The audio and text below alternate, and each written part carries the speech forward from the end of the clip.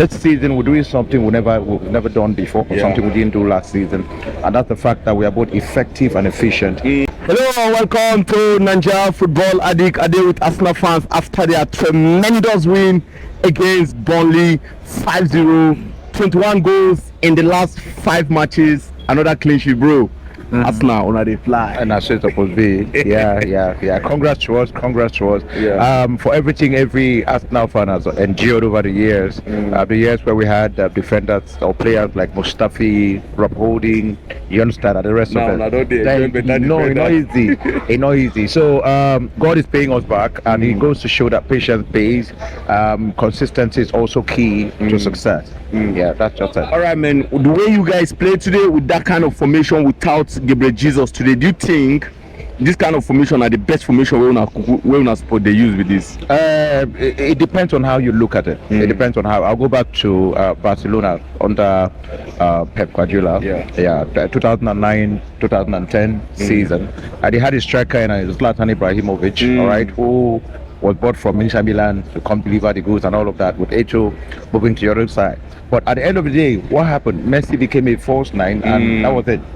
4 goals against Arsenal. This same Arsenal, 4-1 it ended, and all of that. And we know we have the Mercy that became a monster that we all got to know. Yeah, you understand. So it's not about whether you have a striker or not. For me, it's about the system. It's about formation. It's about a coach letting the players know that okay, this is your assignment and this is what you ought to deliver. You understand. So whether we have Gabriel Jesus or not, which was why some time ago, I think when he was with Brazil, the Brazilian national team, he said he's not an outright striker. And people went for him and came for him and all of that. So what he was always saying was the fact that Arteta wants him to be the one who creates chaos for other people to do the damage.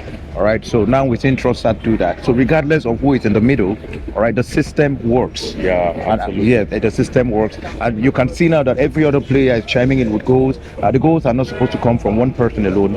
Otherwise, the team becomes predictable. Okay, you can see right now that Saka is scoring. If he's not scoring, Odegaard is also chiming in with goals. Havertz, you understand? Trossard, Martinelli got an assist today and all of that. So for me, it's about the system. And if you want to know how important the system is to a football club, check out Napoli, champions of Serie A last season, languishing in 10th position. You understand? So if you don't feel coaches matter, you need to sit down and have everything.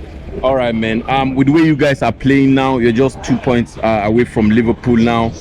Do you think you guys have a shot for the Premier League this season? Like we always said last season, I will take it a game at a time. A game at a time. What I would say is that this season we're doing something we've never done before, or something we didn't do last season, and that's the fact that we are both effective and efficient. And we are doing things right and we are doing the right things. I'm telling you. You understand? So there's the balance. In the past, teams like Burnley, West Ham were bogey teams. We would lose to them. If you look at the twilight years of Monsieur Wenger, so where we had so much creativity, at some point we have Jack Wilshere, we have Thomas Rosicky, we have Aaron Ramsey, we have Cazorla and all of that. So there was no balance in the team. But right now there's balance. At the middle of the park, you've got a water carrier like Declan Rice, right, who is a Rolls Royce midfielder. Champagne passes here and there, keeps it simple, and ensures that he's available, unlike Thomas Partey and all of that. At the back too, you've got William Saliba, a 6-footer too, Gabriel Jesus, another 6-footer, Ben White, another 6-footer. Then there is Kivior, who played today, another 6-footer. So there is a balance between graft and craft, creativity and hard work. So we are beginning to see that. I mean, when you talk about efficiency, you guys had 6 shots on target today and scored 5. Thank you very much. Amazing. I think you need to go back to the fact that the first shot we took at goal today was a goal. Yes. Yes. You go back. That's what we are saying. If you're a team that is trying to win the league, those are the kind of results you should have. Those are the kind of statistics you should aim for. What's the difference between last season and this season now? Okay, I would say 2 words: leadership first, then consistency. Wow. In Declan Rice, you've got that leadership, you've got that consistency. Now, most people might not see what Kai Havertz brings to the team, all right, but that height advantage he brings. Now, he does every other thing, but thank God today he was able to get on the score sheet. Yeah. He does every other thing correct. He links up play so well. He fights so hard. Those second balls, he goes for them. You know, we need that physicality in that part of the pitch. That was something Xhaka didn't bring, and he keeps it simple too. Yeah, he keeps it simple. So those two things, those two factors, we have leaders. Now, Declan Rice last season won something. Yeah, he won the Conference League. He won the Conference League with West Ham.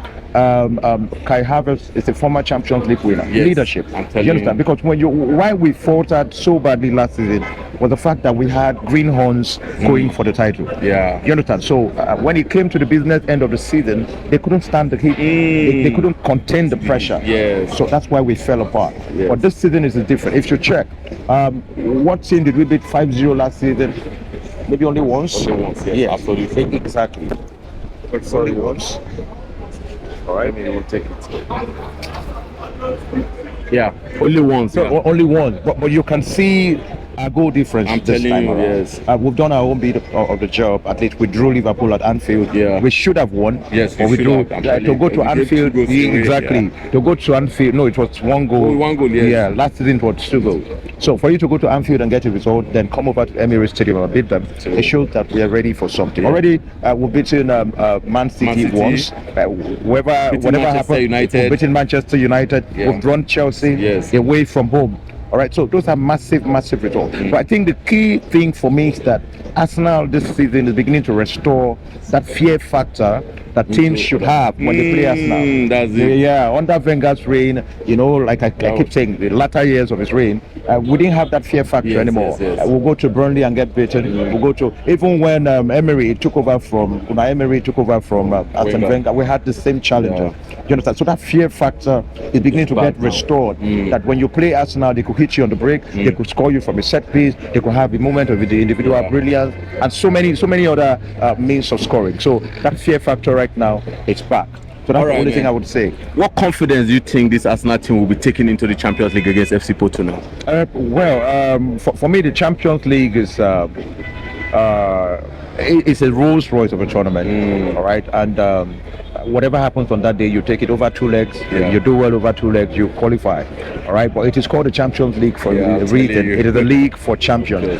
But that's where you go to prove your mettle. That's where you go to say, okay, because you're not just playing for your team or your badge, you're playing for the league you represent. All right, so Arsenal against Porto will be England versus Portugal. All right, so that's how massive it is. And if you ask me, this season Arsenal do have a chance. At least the last 4 of the Champions League, they could scrape it through.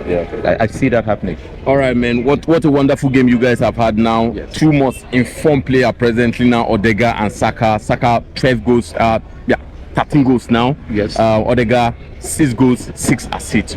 Is there any player better than them now? You're setting me up for 4. Already there are comparisons between a certain Phil Foden and Saka, and all of that. But what I would say is that what I find massive for the 2 of them is that they are not just scoring. They're both scoring and creating and assisting. You understand? So when you put the team first, and you know, when the chips are down, you can equally deliver as an individual person or player. I think for me, it gives confidence to the team as a whole. All right, it shows that the team will become a band of brothers who are ready to fight for one another. You understand? So I would not put it down to one person. I won't put it down to one. Don't be shocked. Our next match, the next man of the match, might be Martinelli. You understand? So the day it doesn't happen for you, it happens for someone else. That's why it is a team, and that's why there is no I in team. There is no. All right, man, realistically, do you think Arsenal can win the league? Okay, again, you're putting me on the spot. All things being equal, if every other team does their bit, why not? For now, it is a 3-horse race. There's Manchester City, and City are beginning to string up those couple of results. But if you look at them very well, all right, they do not have that capacity they had the last couple of years. Yeah, they don't steamroll teams anymore. Arsenal rather are the ones doing that. Yes. So you can see that there is a shift in that momentum. There is a shift in that momentum. They're signing players. Jeremy Doku is good. Jack Grealish, I'm sorry for him, he just got injured again. All right, but it is different from the Manchester City where you exactly that put team to the sword before the 50th minute. So it is no longer like that. So they're struggling to get results, but they are Manchester City, and that fear factor follows them wherever it is they go. Yeah, it is. All right, man. If you want to choose your 3 best Arsenal players today, who would they be? Okay, I'll go for Martin Odegaard, of course, for me, man of the match. All right, then there was somebody who was doing a donkey job at the back. Jack Kivior, the left back who came in for Zinchenko. He put in a shift, and I quite admire that. I love that. Apart from him, there was equally Saka too. I love how he took that second goal. I think last season he scored a similar goal against Everton. All right, where he shifted it to his right foot, and hit it. So the 3 of them, Odegaard in that order: Odegaard, Kivior, and Saka. All right, man. I want to ask you this last question. I used to ask every Arsenal fan: if you are given 2 options, sell Saka or win the Premier League, which one would you take? I'll win the Premier League. Win the Premier League. Yes. All right. I'll win the Premier League.